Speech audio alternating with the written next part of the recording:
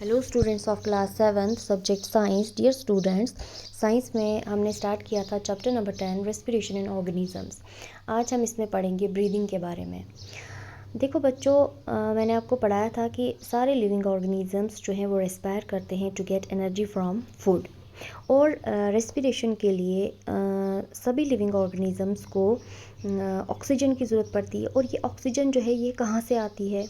ये ऑक्सीजन जो है ब्रीदिंग प्रोसेस के दौरान जो हम हवा ब्रीद इन करते हैं उससे हमें ये ऑक्सीजन मिलती है। और हवा जो है उसमें ऑक्सीजन प्रेजेंट होती है।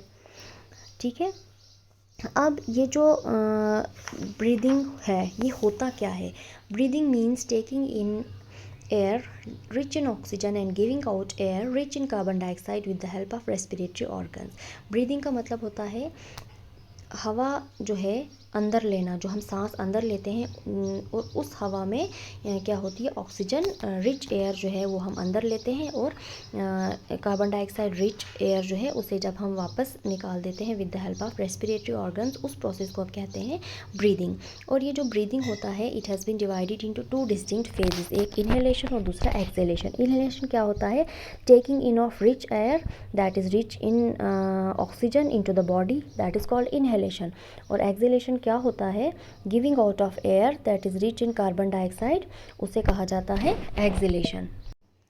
ब्रीदिंग जो है ये एक कंटिन्यूस प्रोसेस है which goes on all the time and throughout the life of an organism. Of times a person breathes in a minute, उसे कहा जाता है ब्रीदिंग रेट। और एक ब्रेथ का मतलब है एक बार हमने जो सांस ली और छोड़ी, मतलब 1 इनहेलेशन प्लस 1 एक्सहेलेशन जो है उसे हम कहते हैं एक ब्रेथ। ठीक है।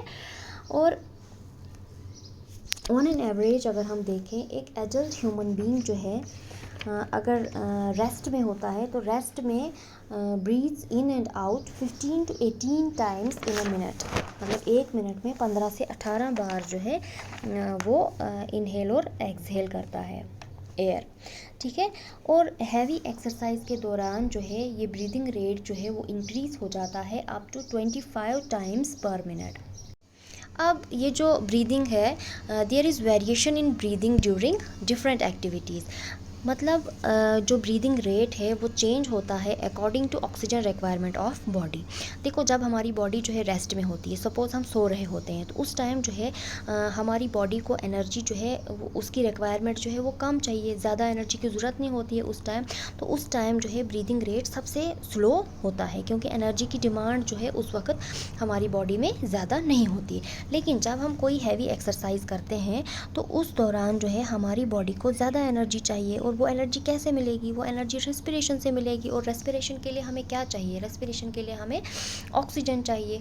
ऑक्सीजन कैसे मिलेगी? जब हम तेज़ तेज़ ज़्यादा जो है सांस लेंगे तो उससे जो है ऑक्सीजन जो है, क्योंकि उस टाइम जो है एनर्जी की रिक्वायरमेंट ज़्यादा होती है, ऑक्सीजन सप्लाई जब हमारी बॉडी में ज़्यादा जाएगी तो फूड जो है उसकी ब्रेक डाउन हो जाएगी by the process of respiration. तो उससे जो है हमारी बॉडी में एनर्जी रिलीज़ होगी।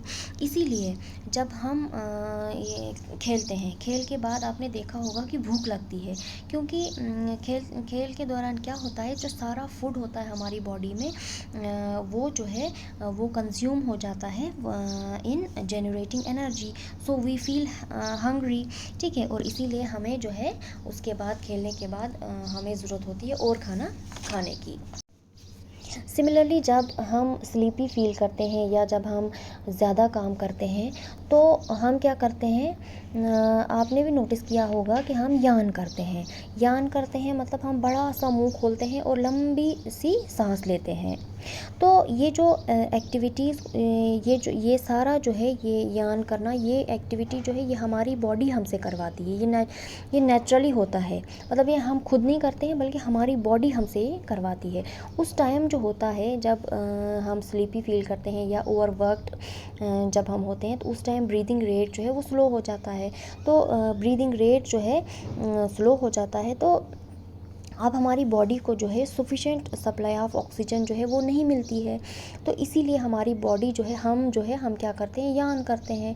तो यान करने से क्या होता है, हम लंबी लंबी सांसें लेते हैं, तो लंबी लंबी सांसें लेने से क्या होता है, ज़्यादा ज़्यादा जो है ऑक्सीजन जो है वो अंदर जाती है। जब ज़्यादा ऑक्सीजन अंदर जाएगी तो रेस्पिरेशन होगी, तो रेस्पिरेशन से क्या होगा, फूड जो है उसकी ब्रेक डाउन होगी, और फूड की ब्रेक डाउन की वजह से क्या होगा, एनर्जी रिलीज़ होगी, तो हमारी बॉडी को जो है एनर्जी मिलती है।